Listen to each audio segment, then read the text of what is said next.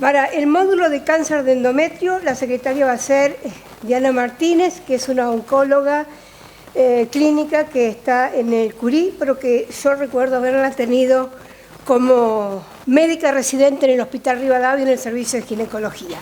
Bueno, la primera conferencia va a estar a cargo de la doctora Gabriela Norese, que es jefa de sección de cánceres hereditarios y medicina de precisión, de asesoramiento genético en oncología en la división ginecología del Hospital de Clínica José de San Martín.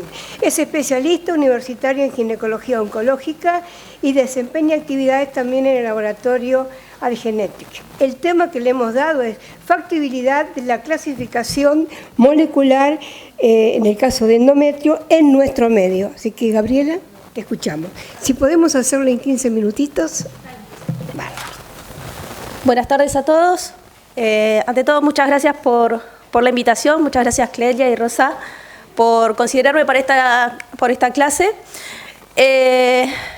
A modo de introducción y retomando la última diapositiva que presentó la doctora, cáncer de endometrio, podríamos decir ya desde el año pasado, que no hay un solo cáncer de endometrio, que no un solo cáncer de endometrio se tiene que tratar de la misma manera, y para eso llegó la clasificación molecular en cáncer de endometrio.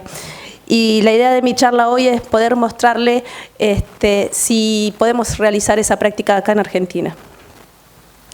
Estos son mis conflictos de interés. Y como les comentaba, antiguamente dividíamos al cáncer de endometrio en cáncer tipo 1 y cáncer tipo 2, dependiendo de la clínica de los pacientes y de las características epidemiológicas. Y hoy por hoy, ya gracias a la clasificación molecular, que ya tiene más de 10 años, podemos decir que hay 4 tipos de cáncer de endometrio, divididos en el grupo que está representado por los cánceres que tienen mutaciones en POLE, inestabilidad microsatelital, bajo número de copias y alto número de copias o P53 mutado. Y estos grupos están divididos también en base al grupo de riesgo. Tenemos el bajo riesgo, serían los grupos de POLE, inestabilidad y el riesgo y las de bajo número de copias de riesgo intermedio, y el grupo de alto riesgo. Y obviamente esto relacionado al pronóstico que tienen las pacientes. A grandes rasgos, como para ponerlos en contexto, nosotros sabemos que una minoría de los cánceres van a ser polemutados, pero también sabemos que estos cánceres van a ser pacientes que van a tener un buen pronóstico. Y son aquellos grupos de pacientes que son esos que son endometrioides de alto grado que andan bien. Y por lo tanto, lo que se estima y lo que se está viendo en los trabajos que se están desarrollando y principalmente los primeros que se hicieron y que llevaron a esta diferenciación, es que estos pacientes podrían evitarse la radioterapia.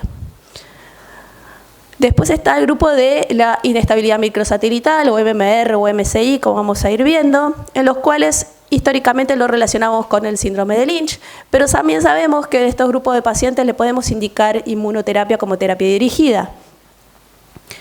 Y tenemos a los de peor pronóstico, que son los P53 mutados, que son aquellos pacientes en los cuales, así sea un estadio inicial, yo le debería indicar quimioterapia, y se está planteando si los pacientes podrían llegar a tener mutaciones en BRCA1, por lo cual serían factibles de recibir inhibidores de PARP. Y en el medio quedarían aquellos cánceres en los cuales no se detectan ninguna de estas 3 mutaciones. Ya la FIGO desde el año pasado nos da la estadificación en base a este perfilado molecular. Y ya sabemos que las pacientes que tengan POLE mutado van a tener un pronóstico similar a aquellas que son en el estadio 1A. Y las pacientes que tengan un P53 mutado, así sea un estadio 1A, van a tener peor pronóstico. Por eso es la importancia de la clasificación molecular. ¿Qué dicen las guías de la NCCN? Deberíamos empezar a testear a todos los casos de cánceres de endometrio, iniciando con la secuenciación de POLE. Si el POLE da negativo, hacer la inestabilidad microsatelital por MMR o por PCR. Y si da negativo, ahí hacerle P53. Pero ¿qué pasa? También tenemos a las guías de la NCCN de cáncer hereditario que nos dice que a todos los cánceres de endometrio deberíamos testearlos para MMR para descartar síndrome de Lynch. Entonces, ¿lo puedo hacer? ¿Y cómo voy a iniciar esa secuencia? Es lo que le voy a explicar a continuación. Y algo clave que debemos saber, esto se hace a través del estudio de tumor. Parece algo obvio, pero muchas veces uno tiende a confundir un estudio germinal y pide un estudio por saliva o por sangre, cuando en realidad lo que yo tengo que acá es de tipificar el tumor. El POLE puedo iniciar estudiándolo a través de Sanger, MSI por PCR, MMR por inmunohistoquímica y P53 por inmunohistoquímica. Todas estas técnicas se desarrollan en el país y todas estas tecnologías son costo efectivas. Entonces es de implementación probable, vamos a ir por ahora. ¿Pero qué nos dicen las guías de la NCCN? Que lo deberíamos hacer por NGS si tenemos la posibilidad de hacerlo. ¿Por qué? Porque en una misma corrida, en un mismo panel multigenético, yo podría estudiar el POLE, al MSI y también al P53. Pero es costoso, como les voy a nombrar posteriormente. También lo que hay que entender es que si bien cada grupo tiene una mutación específica y cada grupo tiene una determinada característica, estos 3 estudios no son exclusivos, lo cual significa que puede haber una paciente que tenga un mix de ambas mutaciones, P53 con POLE o MMR y POLE. Y esto pasa en muy bajo porcentaje, entre el 5 al 10% de los casos. Y vamos a ir con cada uno de los estudios en particular. El POLE son aquellos tipos de tumores endometroides, G3, en los cuales van a tener un buen pronóstico y que este tipo de tumores tiene una alta tasa de mutaciones. El POLE es la enzima polimerasa E, es el gen que codifica esa enzima es muy grande y es muy difícil de secuenciar por sí solo. Por eso se ha visto que esta enzima puede tener mutaciones en puntos calientes, a eso se llama hotspots. Entonces puede haber hasta 9, en realidad hay descrito hasta 11 puntos hotspots en esta enzima, y si yo puedo estudiar a estos puntos, estaría estudiando los puntos que necesito para determinar una conducta y clasificar ese tumor. Entonces es por eso que la técnica de Sanger, si yo analizo las 9 variantes que me representan al 98% de los casos del grupo del POLE, yo podría estar clasificando correctamente a ese cáncer de endometrio. Y así, si esa persona está mutada, yo le puedo evitar la indicación de la radioterapia. Esto se realiza en Argentina, un solo laboratorio en Argentina lo está haciendo. Inestabilidad microsatelital. Podemos evaluarla a través de inmunohistoquímica por estudio de MMR, MLH1, MSH2, MSH6 y PMC2, a través de la pieza de biopsia o de histerectomía. Y si encontramos alguna disparidad o alguna incongruencia o es negativa el MMR, lo que se sugiere es la evaluación por MSI por PCR. La inestabilidad microsatelital es importante porque si bien se puede observar en distintos subtipos de cáncer de endometrio, es principalmente marcadora de los tumores endometroides. Nos sirve como pre-screening para el síndrome de Lynch y a su vez nos puede determinar pronóstico porque se ha visto que los pacientes con un déficit en MMR tienen más riesgo de recurrencia que aquellas que no lo tienen. Y también, dependiendo de si tiene inestabilidad o no, uno puede predecir la indicación o no de terapia dirigida y de respuesta a esa terapia.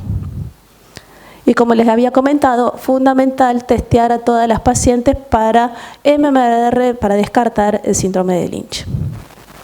¿Y cuál es la realidad en la Argentina? Inmunohistoquímica, hay 11 instituciones reportadas, registradas en el Registro Nacional en todo el país, los cuales 6 hay en Capital y 1 es un solo hospital público.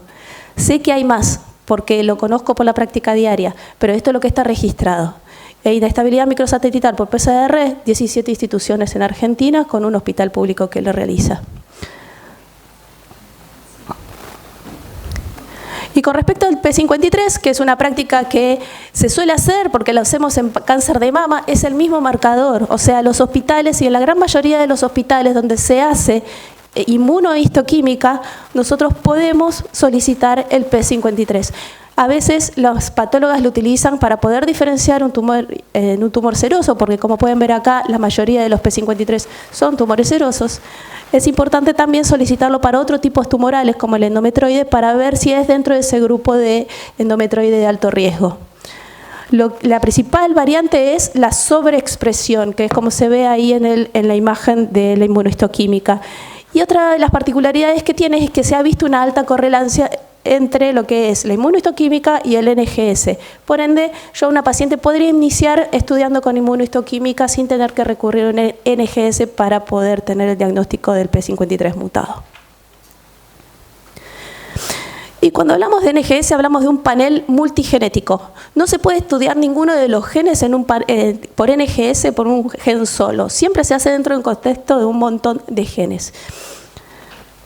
Pero lo que nos permite es poder, como ya les había dicho, el POLE, el P53 y MSI en hacer en la misma corrida. O sea, con la misma muestra poder tomar y hacer todo el mismo estudio. En cambio, los otros, si lo hacemos secuencial, vamos a ir perdiendo material con el sucesivo realización de estudios. Y eso es algo que hay que ir considerándolo también cuando hablamos de costo-efectividad.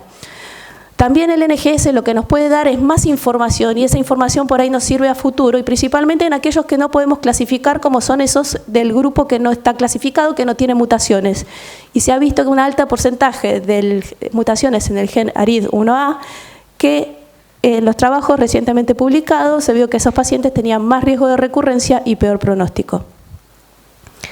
Lo importante es tener en cuenta que no todos los paneles son iguales y no todos los paneles disponibles para testeo tumoral que hay hoy por hoy en Argentina permiten la clasificación molecular de cáncer de endometrio. Existe a nivel local y de realización local un panel que es de 523 genes, el GLICE 500, y después hay dos paneles que son extranjeros pero distribuidos por dos laboratorios locales, el Foundation 1Dx y el Accent de 559 genes. Insisto, por ahí ustedes en la oferta diaria le pueden llegar a mostrar muchos paneles distintos para poder estudiar en el tumor. Esto es lo que pueden estudiar tanto APOLE como P53 como MSI, porque no todos los paneles incluyen el MSI dentro de su testeo y el POLE tampoco. Pero sí son costo efectivos y estamos hablando de valores aproximadamente del triple o el cuádruple de lo que sale secuencialmente todo el resto de la cadena.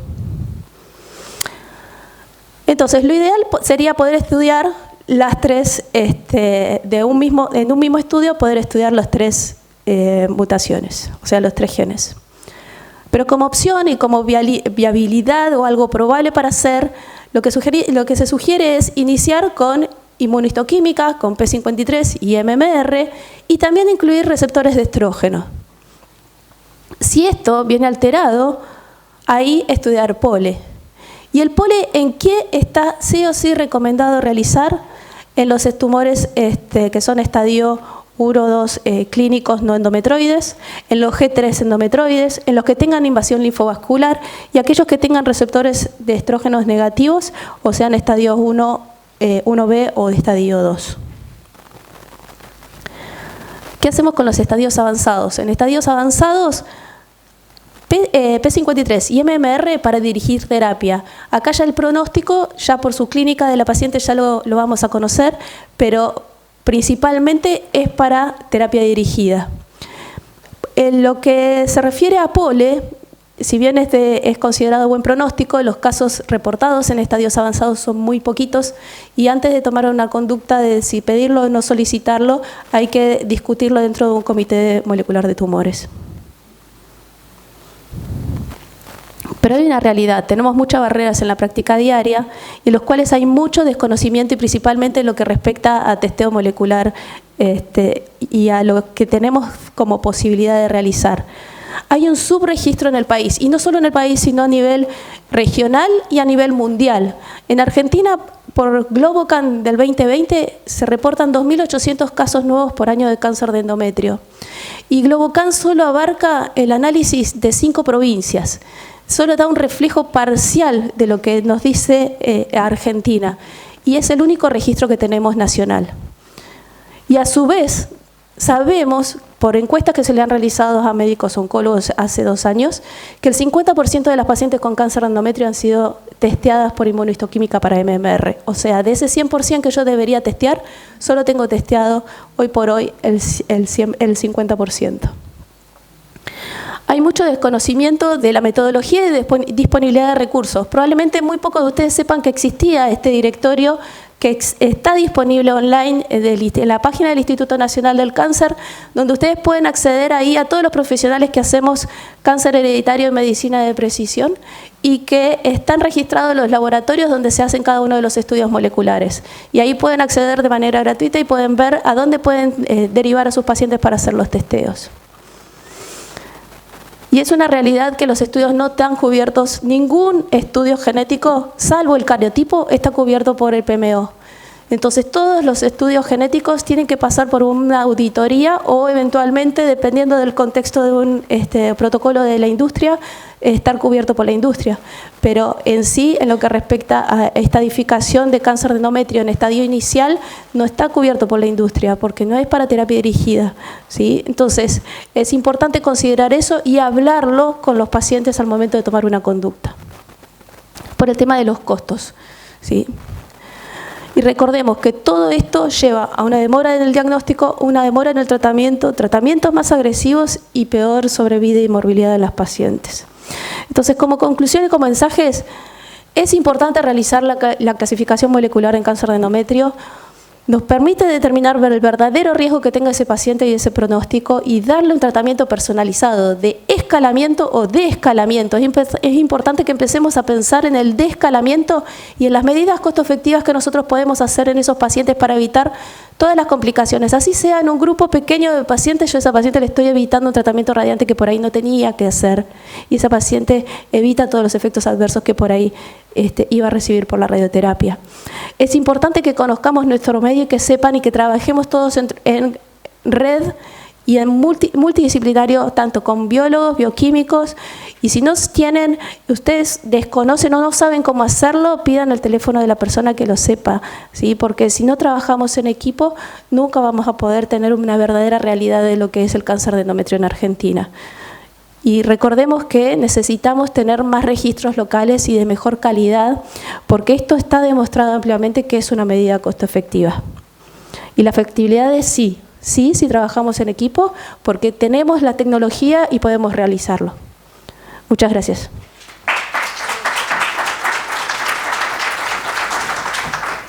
Bueno, ahora continuando con endometrio, vamos a escuchar a la doctora Natalia Sepp, que es especialista en ginecología oncológica y patología mamaria, que realiza sus actividades en el Hospital Universitario CEMIC y en el Instituto Ángel H. Roffo. Es miembro de la Asociación Argentina de Ginecología Oncológica y el tema de su disertación es ¿qué pacientes integran el alto riesgo y cómo tratarlas? Bueno, buenas tardes. Ante todo, muchas gracias por la invitación. Esta es la agenda de mi charla. Perdón si algunas cosas me solapo con la charla de la doctora Norese, pero bueno, en realidad es más dirigido a cáncer de endometrio de alto riesgo. Voy a hablar sobre una introducción, las categorías de riesgo en cáncer de endometrio, cuáles son los sistemas de clasificación, las implicancias terapéuticas, sobre todo de la clasificación molecular, cuál es el manejo actual según las guías de recomendación, mencionar 2 estudios en marcha y por último las conclusiones. Además está decir que los pacientes con cáncer de endometrio en estadios avanzados o con enfermedad recurrente es un grupo de alto riesgo, presentan una sobrevida global a 5 años de un 15, un 17%, pero quizás el mayor desafío es identificar cuáles son las pacientes con cáncer de endometrio en estadios iniciales que tengan alto riesgo. Y eso va a ser, digamos, un poquito lo que va a tratar mi charla. Sabemos que históricamente el cáncer de endometrio se categoriza en grupos de riesgo basándose en parámetros clínico-patológicos, como son la edad, el estadio FIGO, el tipo del grado histológico, el tamaño tumoral y la invasión vasculolinfática. Tanto el tipo como el grado histológico tienen poca reproducibilidad interobservador, con una variabilidad para el tipo histológico entre el 10 y el 20% y hasta un 40% para el grado histológico. Otras variables, como el estadio y la invasión vasculolinfática, los nervios, se obtienen únicamente en la pieza quirúrgica. Y esto lleva a variaciones en el manejo tanto quirúrgico como en los tratamientos adyuvantes en el cáncer de endometrio. Aproximadamente hay un 20% de las pacientes con cáncer de endometrio que son consideradas bajo riesgo en el preoperatorio y que son recategorizadas a riesgo intermedio alto luego de ser operadas. estos cambios llevan a que haya modificaciones en el tratamiento, tanto en el tratamiento quirúrgico como en el tratamiento adyuvante. Es así que, por ejemplo, una paciente que originalmente pudo haber sido un estadio 1, pero con un grado histológico 1, y que luego en la pieza operatoria es un grado histológico 3, esa es una paciente de alto riesgo que quizás tendríamos que haber hecho evaluación ganglionar, que no le hicimos previamente, y luego con la pieza quirúrgica recategorizamos el riesgo y es una paciente que tendríamos que haberlo operado de manera diferente y hacer un tratamiento adyuvante de manera diferente. Entonces, estas categorías de riesgo, por un lado dependen de factores de baja reproducibilidad y no definitivos, ¿sí? Porque quizás son pacientes que asignábamos de una manera en el preoperatorio y las reasignamos en el postoperatorio de otra manera. Esto un poco lo dijo Gaby, la realidad es que hay distintos sistemas de clasificación de cáncer de endometrio. Tenemos la histórica clasificación de Bokman desde el año 83, diferenciada en tipo 1 o tipo 2, según la asociación o no al hiperestrogenismo. La clasificación histológica, ¿sí? Según la morfología y el grado. Les comenté, ¿sí? La variabilidad interobservador para la morfología y para el grado, que oscila entre el 10 y el 20 para la morfología y hasta un 40% para el grado histológico. Según la WHO hay varios subgrupos, sabemos que el 70% se lo lleva el grupo endometroide y el resto los grupos de alto riesgo, y cada subtipo tiene un perfil genético distinto. Estos son los genes asociados, ahora lo vamos a ver un poquitito más en detalle, pero lo cierto es que estos sistemas de clasificación habitual tienen limitaciones y la variabilidad interobservador, hay asociación entre distintos subtipos y distintos grados que complican la toma de decisión y probablemente la incorporación de la clasificación molecular a esta clasificación histológica estándar permite definir de manera más precisa cada subgrupo y por ende es muy importante para la categorización de riesgo incluir a la clasificación molecular. La clasificación molecular, como dijo la doctora Norese, en realidad desde el año 2003 este es el estudio pivotal, el TCGA, que básicamente analizó el genoma de 373 casos de cáncer de endometrio e identificó estos 4 grupos. Algo importante, el estudio del TCGA era sobre tejido fresco, no tejido fijado en parafina. Básicamente, en realidad acá vemos las mutaciones, ¿sí? El grupo POLE ultramutado, MSI con hipermutado, bajo número de copias y alto número de copias, estos asociados a las distintas mutaciones genéticas, un poco el algoritmo de cómo nos conviene o no nos conviene, como dijo Gabriela, hacer el abordaje diagnóstico y el pronóstico que ahora lo vamos a ver. Hay otros marcadores que si bien no están incluidos en esta clasificación molecular clásica, que son, por ejemplo, el gen CTNB1, es el gen de la beta-catenina, que se detectó como una mutación frecuente en el cáncer de endometrio y que se asocia a un aumento del riesgo de recurrencia, sobre todo en los tumores de bajo riesgo, ¿sí? Esos tumores P53 wild type que no están bien categorizados y bueno, nos permite aún más diferenciar si estas pacientes son de alto riesgo o no. O sea, no nos quedamos solamente con la clasificación molecular clásica. Otro marcador importante conocido es el L1CAM, también es un factor independiente en el grupo P53 wild type, asociado a peor pronóstico en este grupo, y la realidad es que se sugiere que un tumor para ser bajo riesgo tiene que ser L1CAM negativo. Este estudio también lo mencionó la doctora Norese, en realidad el estudio PROMIS, ¿sí? De la Universidad de British Columbia de Canadá, también estudió de manera retrospectiva casi 452 casos de cáncer de endometrio y es una herramienta inspirada en el TCGA bastante parecida que identifica 4 grupos moleculares parecidos, pero la diferencia es que es mucho más adecuable a la práctica diaria porque se usa en tejido fijado en parafina. Básicamente, primero estudia inestabilidad microsatelital, después estudia si hay mutaciones en el POLE y por último P53 wild type o aberrante. Esta es más o menos la frecuencia, así que siempre encontramos más o menos un 9% para POLE, casi un 30% para MMR, 12% P53 aberrante y un 50% que sería el grupo no específico, que es un poco el que es más difícil de diferenciar el pronóstico y por eso les dije la utilidad de otros marcadores como el gen de la beta-catenina y el gen del L1CAM. PROMIS, al igual que el grupo del TCGA, diferencia en pronóstico a estos 4 grupos, ¿sí? El grupo de excelente pronóstico, que es el POLE, le siguen más o menos parecido el grupo P53 wild type y de inestabilidad microsatelital, y claramente peor pronóstico el grupo de P53 aberrante. Esto es un poquitito más de lo mismo. Algo importante, FIGO, si bien es muy cuestionada esta estadificación, incorporó la clasificación molecular, si bien no es mandatoria dentro del sistema de estadificación, y puede escalar o descalar en estadios según si es P53 mutado o según si es polemutado o no. Lo cierto es que si contamos con la clasificación molecular, y vimos lo sencillo que es contarlo con la clasificación molecular, sobre todo realizando inmunohistoquímica, podemos categorizar mejor a las pacientes y, si bien no conociendo la estadificación molecular únicamente, estadios 3-4 o bien tipos no endometroides serían clasificados como alto riesgo, cuando conocemos la clasificación molecular, incorporamos a las pacientes P53 mutadas con cualquier invasión miometral, o sea, una paciente 1B P53 mutada ya sería categorizada como alto riesgo. Esto lo vemos en las guías de ESMO, ¿sí? La incorporación de la clasificación molecular cambia la categorización de riesgo más o menos entre un 7 y un 20% de los casos. Y esto quizás es importante cuando vemos las guías. La mayor parte de los tumores categorizados como alto riesgo, básicamente la indicación es quimio, radioterapia secuencial, sándwich, el esquema que les guste, pero ambos tratamientos.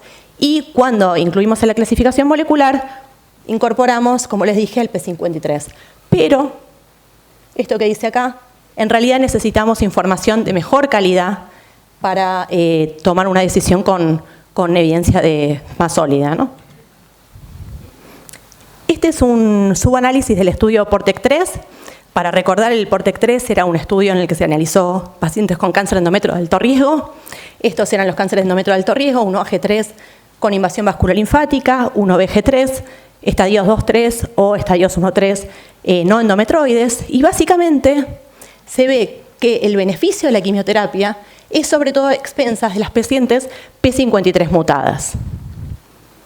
En las pacientes POLE, la verdad es que nos preguntamos si debemos tratarlas porque no vemos diferencias entre la quimioterapia y la radioterapia, y en las pacientes con MMR nos preguntamos el rol de la quimioterapia, a ver si suma algo al pronóstico de la paciente. ¿Cuáles son las guías de recomendaciones actuales? Bueno, ESMO ya incorpora la clasificación molecular en la categorización de riesgo y, como les dije, plantea cualquier opción, ¿sí? Radioterapia con quimioterapia concurrente, secuencial, sándwich. Quimioterapia sola también es una opción en estas pacientes porque sabemos que sobre todo sus recaídas son a distancia y no locales. NCCN, si bien promueve la clasificación molecular, aún no la incluyó dentro de su categorización de riesgo. En las pautas del ROFO nosotros ya incluimos, al igual que ESMO, la incorporación de P53 en la categorización de riesgo alto. Las guías de la Asociación de Oncología Clínica, al igual que en NCCN, todavía no las utiliza y únicamente, digamos, realiza tratamiento quimiorradiante en las pacientes no endometroides o estadios 3-4. Y quizás estamos a la espera de estudios en marcha, que hay un montón. Voy a mostrarles dos. Este es el estudio Rainbow, que básicamente son 4 ensayos internacionales independientes, ¿sí? El estudio rojo es un ensayo randomizado fase 3, que a las P53 mutadas en estadio 1 a 3 vieron si el agregado de olaparib al tratamiento quimiorradiante tenía algún beneficio. El trial verde, sí, para las pacientes con inestabilidad microsatelital de estadio 2 con invasión vasculolinfática o 3, ver si el agregado de inmunoterapia también tenía algún resultado. El trial naranja, sí, para las pacientes no específicas, o sea, P53 wild type, ver si el agregado de progestágenos a la radioterapia versus quimiorradiante, obviamente todas con receptores hormonales positivos, tenía algún beneficio, y el único ensayo que fue fase 2 fue el trial azul, ¿sí? Ver si la conducta expectante en las pacientes POLE, cómo les iba, básicamente. Este estudio se espera que cierre en el año 2028, así que obviamente todavía no tenemos los resultados, pero sería un estudio de buena calidad de evidencia. Y este es el PORTEC 4A, que todavía no no están los datos maduros, pero bueno, fue el primer trial que incorporó las características moleculares en la indicación del tratamiento adyuvante. Fue un estudio prospectivo multicéntrico fase 3, que randomiza según el perfil molecular, y el endpoint primario es la recurrencia vaginal, ¿sí? Bueno, endpoint secundario es sobrevida global, sobrevida libre de recurrencia, y calidad de vida apunta a llegar a 500 pacientes, y básicamente dividió a las pacientes POLE o P53 sin mutación del gen de la beta-catenina a observarlas, pacientes con MMR mutadas o P53 wild type con mutación del gen de la beta-catenina a hacer braquiterapia, P53 mutado o cualquier tumor con invasión vasculolinfática significativa, que eso es bastante variable, la variabilidad interobservador, pero son 5 más focos de invasión vasculolinfática, o mutación del L1-CAM mayor al 10%, radioterapia externa, y bueno, también estamos esperando los datos. Con esto, bueno, en realidad creemos que la clasificación molecular, lo mismo que pasa en mama, quizás estamos viendo en endometrio ahora toda esta transición, obviamente que permite categorizar mejor el riesgo de cada paciente. Incorporarla a la estadificación de la FIGO lleva un manejo más personalizado, y claramente estamos esperando los resultados de los estudios en marcha para definir la estrategia terapéutica en cada caso, basándonos en evidencia de mejor calidad, y probablemente en vez de hablar de bajo riesgo o alto riesgo, en el poco tiempo estemos hablando de pacientes polemutadas, de escalando tratamiento, pacientes HER2 positivas, bueno, usar el trastuzumab deruxtecan y todas las terapias dirigidas que se estuvieron mostrando. Muchas gracias. Para terminar, carcinoma de endometrio, entonces convocamos al doctor Miguel Agüero, especialista en medicina interna y oncología clínica, miembro del staff de médicos del Servicio de Oncología Médica del Instituto Nacional del Cáncer de Paraguay, INCAN, y expresidente de la Sociedad Paraguaya de Oncología Médica, miembro de ASCO, de ESMO y de otras sociedades. Le invitamos a desarrollar el tema rol actual de la inmunoterapia en el tratamiento del cáncer de endometrio, cuándo combinar el tratamiento. Buenas tardes, muchas gracias al comité organizador por la invitación, y también a las dos doctoras, Gabriela y Natalia, que me precedieron, ¿verdad? Porque ya me simplificaron gran parte de la charla. Entonces también, a pedido de la doctora Cleya, voy a tratar de hacer en menos de 15 minutos. Me pidieron hablar del rol de la inmunoterapia. Obviamente acá ya estamos hablando de estadios un poco más avanzados. Sabemos que el rol de la cirugía en cáncer de endometrio es prácticamente el gol estándar y fundamental.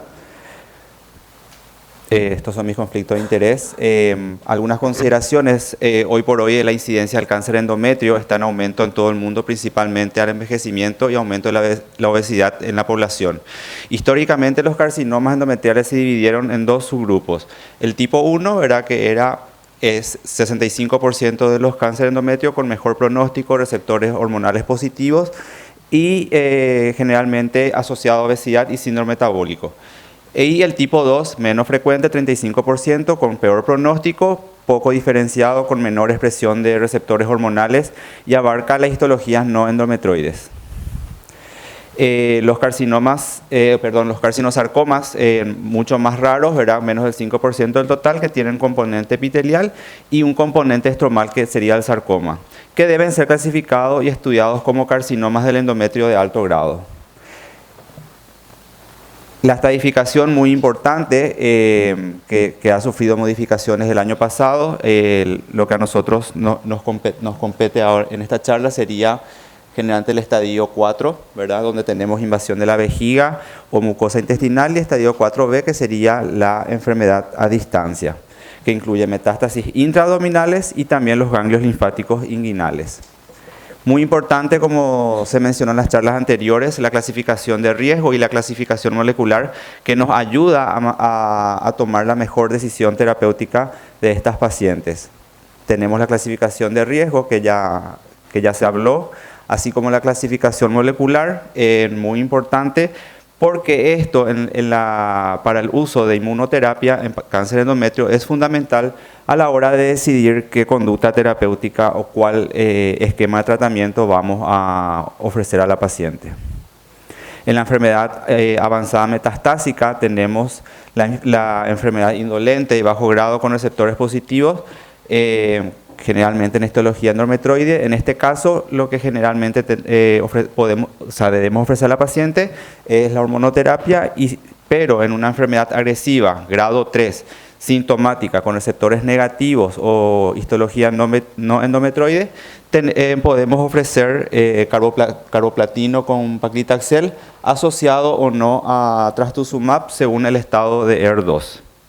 Ahora, en la falla al primer tratamiento con quimioterapia en el escenario adyuvante, aquí toma valor nuestra clasificación molecular, ya que según el grado de, o sea, en las pacientes con estabilidad microsatélite o proficientes, debemos considerar pembrolizumab con lenvatinib.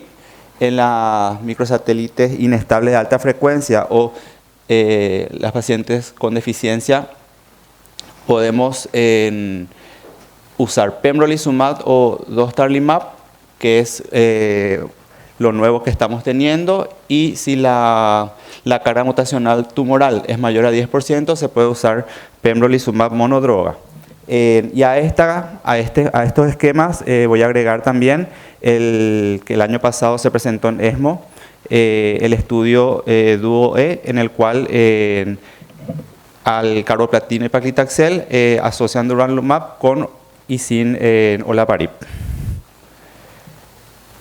Esto ya, bueno, estos dos, la combinación pembrolizumab lenvatinib y pembrolizumab solo, ya lo conocemos, ya tenemos unos años en que se presentó el estudio Keynote 775, ¿verdad? Que fue un estudio fase 3 que comparó lenvatinib con pembrolizumab versus la opción, o sea, la elección del médico tratante, ¿verdad? En el cual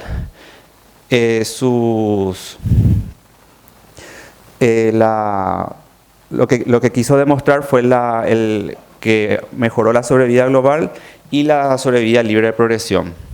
Acá podemos, en estos gráficos podemos ver, según la histología, cómo la asociación del lenvatinib con pembrolizumab mejoró la sobrevida libre de progresión independientemente del tipo histológico, así como también la sobrevida global. También, independiente del tipo histológico, se vio mejores resultados. El Keynote 158, en el cual se utilizó pembrolizumab 200 miligramos endovenoso cada 3 semanas hasta 35 ciclos, o la progresión de enfermedad, en el cual las principales medidas de resultado de eficacia fueron la tasa de respuesta objetiva y duración de la respuesta, evaluadas por una revisión central independiente, cegada según RECIST, modificada para recibir un máximo de 10 lesiones diana y un máximo de 5 lesiones diana por órgano. La tasa de respuesta objetiva fue del 46%, incluida la tasa de respuesta completa del 12% y una tasa de respuesta parcial del 33%. Y lo que tendríamos nuevo en lo que sería en la inmunoterapia en cáncer metastásico o avanzado que haya progresado a la primera línea, el año pasado se presentó el estudio DUO-E, ¿verdad? Que utilizó durvalumab con carboplatino y paclitaxel, seguido con un mantenimiento de durvalumab más olaparib como primera línea de tratamiento en pacientes diagnosticadas recientemente o que hayan recaído a la primera línea de tratamiento. Este fue el diseño de estudio. Acá podemos observar las distintas combinaciones que se utilizan. Las distintas combinaciones, carboplatino con paclitaxel, con durvalumab placebo, con durvalumab y 6 ciclos, y posteriormente seguir mantenimiento con durvalumab placebo y olaparib placebo, o durvalumab con olaparib placebo o durvalumab y olaparib. Estas fueron las características de los pacientes. Bueno, como resultado podemos ver que el brazo de durvalumab con olaparib de mantenimiento fue superior a los brazos comparados con placebo. También según el subtipo o sea, sean deficientes o proficientes, demostró que el brazo de durvalumab con olaparib fue superior. También, dependiendo del estado de PDL1, podemos observar cómo el brazo que ofreció el mantenimiento de durvalumab con olaparib siempre siguió siendo superior. Y la sobrevida global también demostró un beneficio importante en este tipo de pacientes. La toxicidad, podemos ver que lo más frecuente fue la anemia, la alopecia, todos mayor en el brazo también de olaparib con durvalumab. Y las conclusiones del estudio fue que demostró un beneficio tanto en la sobrevida libre de progresión como en la sobrevida global, independientemente del estado de PDL1 o del MMR. Y lo que la semana pasada nos llegó de nueva información, verá que la FDA amplía la indicación de cáncer de endometrio para dostarlimab con quimioterapia.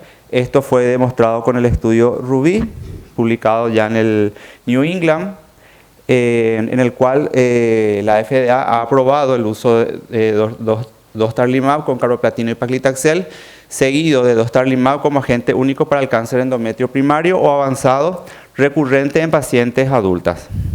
Esta aprobación marca un importante avance para las pacientes con cáncer de endometrio, ampliando el uso de dostarlimab, que previamente había sido aprobado solamente para casos con deficiencia en reparación del daño del ADN o alta inestabilidad del microsatélite. El estudio RUBY, un estudio aleatorizado, multicéntrico, controlado con placebo y doble ciego, que evaluó la eficacia del dostarlimab en combinación con carboplatino y paclitaxel, seguido de dostarlimab en monoterapia en 494 pacientes con cáncer de endometrio avanzado o recurrente. Las principales medidas de eficacia incluyeron la supervivencia libre de progresión y la supervivencia global. Este fue el diseño de estudio en el cual un brazo recibió dostarlimab 500 miligramos más carboplatino AUC5 y paclitaxel 175 miligramos metro cuadrado cada 3 semanas por 6 ciclos, y luego mantenimiento con dostarlimab 1000 miligramos endovenoso cada 6 semanas, comparado con placebo. El tiempo máximo era de 3 años o hasta una toxicidad intolerable. Los resultados mostraron una mejora significativa en la sobrevida global y la sobrevida libre de progresión en combinación con placebo. La mediana sobrevida global fue de 46,6 meses frente a 28,2 meses y en el grupo placebo. Y la mediana sobrevida libre de progresión fue de 11,8 meses en el grupo de dostarlimab, comparado con 7,9 meses en el grupo placebo. Acá tenemos los gráficos en donde podemos observar la sobrevida libre de progresión a los 24 meses. Acá este gráfico representa en toda la población, también independiente del si eran microsatélites estables o inestables. También vemos a 24 meses la sobrevida global superior para el brazo de dostarlimab. También independiente de su clasificación molecular. Las reacciones adversas más comunes observadas fueron anemia, aumento de creatina, neutropenia periférica y fatiga, entre otras, y la dosis recomendada fue de 500 miligramos cada 3 semanas durante 6 ciclos, junto con carboplatino y paclitaxel, seguido de 1000 miligramos en monoterapia cada 6 semanas, hasta la progresión de enfermedad o la toxicidad inaceptable. Los efectos adversos prácticamente fueron similares en ambos brazos, siempre obviamente un poco más tóxico del brazo de dostarlimab. Ahí tenemos el gráfico de todos los efectos adversos. Y bueno, en conclusiones, los nuevos estándares de tratamiento traen consigo nuevas expectativas en cuanto a la sobrevida libre de progresión y sobrevida global, la caracterización molecular, mejora tomar la decisión más correcta a la hora de decidir el esquema terapéutico y no olvidar que el trabajo multidisciplinario debe primar siempre a la hora de decidir la conducta en cada paciente, ya que la personalización del tratamiento ayuda a obtener mejores resultados. Muchas gracias y quiero aprovechar para invitarles a todos este 30-31 de octubre y 1 de noviembre al 5º Congreso Internacional de Oncología Médica que va a ser en Asunción, Paraguay.